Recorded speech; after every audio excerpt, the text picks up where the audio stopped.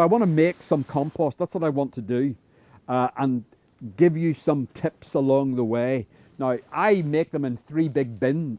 They're made out of pallets, and I fill one of those, and then when it's absolutely full and I'm pushing it down a bit, I don't want to push it down too hard because you get rid of too much oxygen then. Depends how much you're turning it. I tend to turn mine only once every 6 weeks. The reason why you're turning it is to get oxygen into it, because the microbial life thrives on oxygen. That's what you're doing. That's why you turn. I'm going to put in shredded cardboard. Might put a little bit of straw in as well. Right, to start it off, okay? The reason why I don't start with a green material is because it tends to rot very quickly. So I start off with a brown material. So this is the first thing that is probably the most important thing of all when you're making compost. And that's getting the right balance between your brown materials and your green materials. The brown material is carbon based. The green material is nitrogen based. So you're trying to get a balance between your carbon and your nitrogen, but it's 15 parts carbon to 1 part nitrogen. All you need to know is, in terms of bulk, it's roughly 50-50. You're basically trying to get a mix between brown materials and green materials. And that's your balance between your carbon. The carbon provides the energy, and the nitrogen basically provides the food for the microbes, right? For this process of decomposition. After you've got a layer of brown, now people talk about layers. Why do you do it in layers? The only reason why you do it in layers really is because layers help you work out, roughly the 50-50 balance. Next, I might have a green material, so it's nitrogen rich, and I would have a layer of a green material, okay? You get the basic concept. It's as simple as that. Brown, green, brown, green, brown, green. Got some green material, right? I'm going to put a little bit more green material in, so just to show you the different things. So coffee grounds, right? Coffee grounds.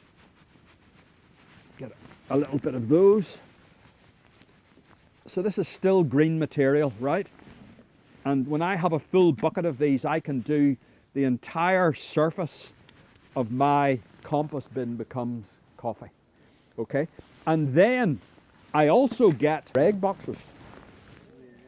So, and I steep it in water first, and then, because this is, although it's blue, it's cardboard, and cardboard is a brown material, and it's full of carbon. So then we've got brown, then green, so we're going to do a layer of brown.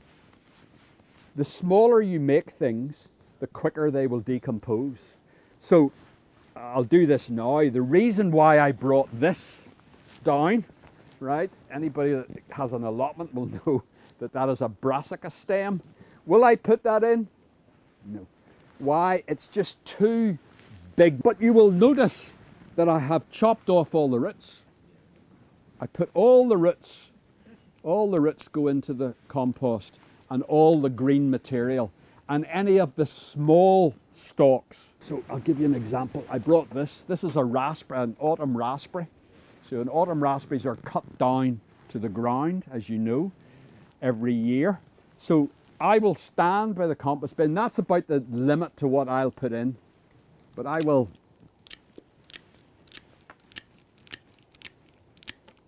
Monte Dawn, if you watch Gardener's World, what he does, he brings all his material to one spot on a Friday, and he has an old mower that he then mows the materials and chops it up and then puts it into the compost. But all you're doing is you're making it smaller, because the smaller it is, the faster it will break down. But if you put something too big in, it's obviously not going to break down. This sort of size here, even though it's quite woody, I put that sort of size in. And you'll see in my compost little bits of wood. And it's actually very good to have the wood decaying, doesn't need to, you don't need to take the wood out of it, because the wood is full of mycorrhizal fungi, and it continues to break down as you put it on the soil, and that helps the process as well. You kind of don't want your compost too dry, and you don't want your compost too wet, but all cardboard goes into water. I steep it before I put it into the compost. So I've had the brown material, I've had the green material, that's a layer of brown material. And then, so what are the other materials? Well, the seaweed is obviously it's brown, but it's actually a green material. So that's nitrogen rich. This is why I'm saying it's not just based on the color. Seaweed's a very good, very, very rich in minerals, trace minerals. So you put your layer of a green material in. Now, I'm just showing you all the different sorts of things that can go in. Then we want a brown material. Is the shredded paper. So we'll have a layer of shredded paper, because it's brown, right? And brown tends to be dry, brittle. You know, green tends to be what you imagine green, lush, wet. And I just got some artichoke leaves. You don't need to chop it up because it's so lush. It'll just like if you held it in your hand for an hour, it'll start to decompose. You know, brassica leaves, everybody knows brassica leaves.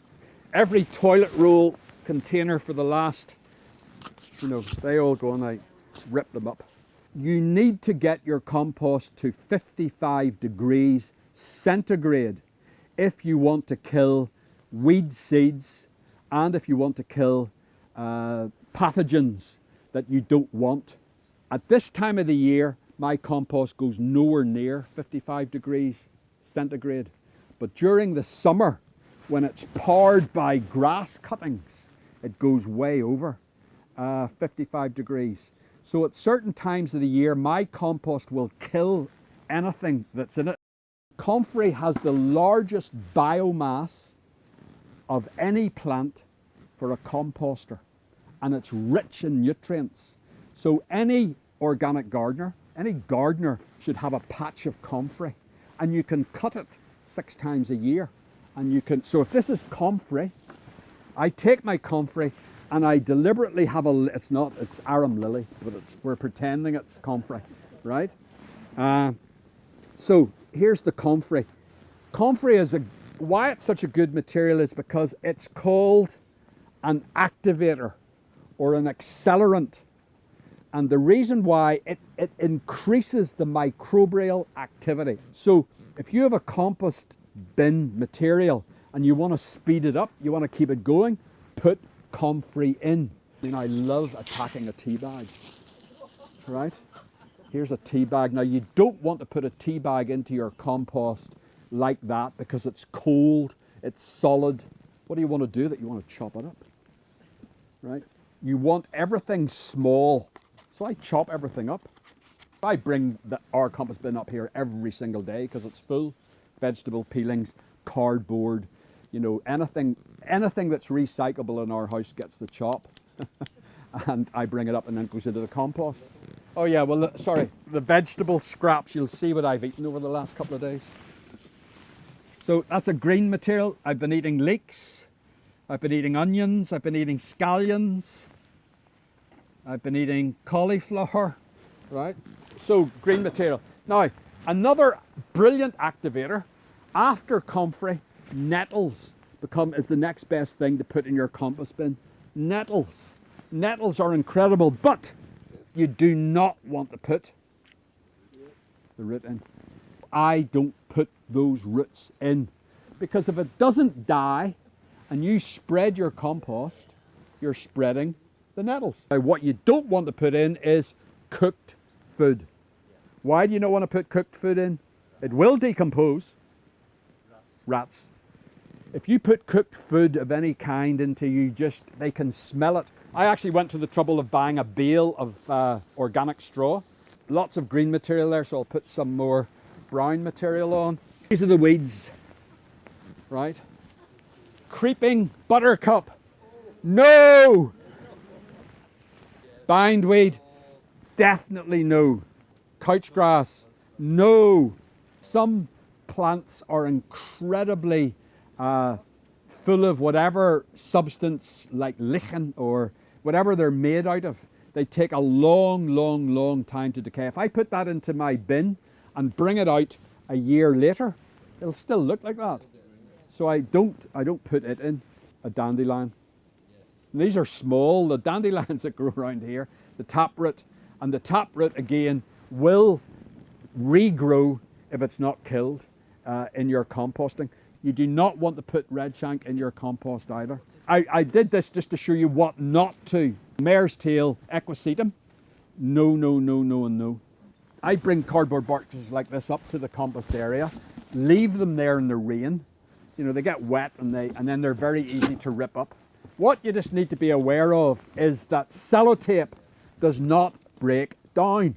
So you've got to check your cardboard to see what is on it that shouldn't be on it, and then you need to take it off, and then it can go as a brown material.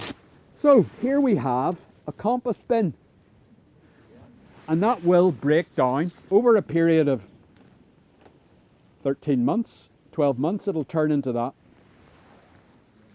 And that is reasonably good quality compost.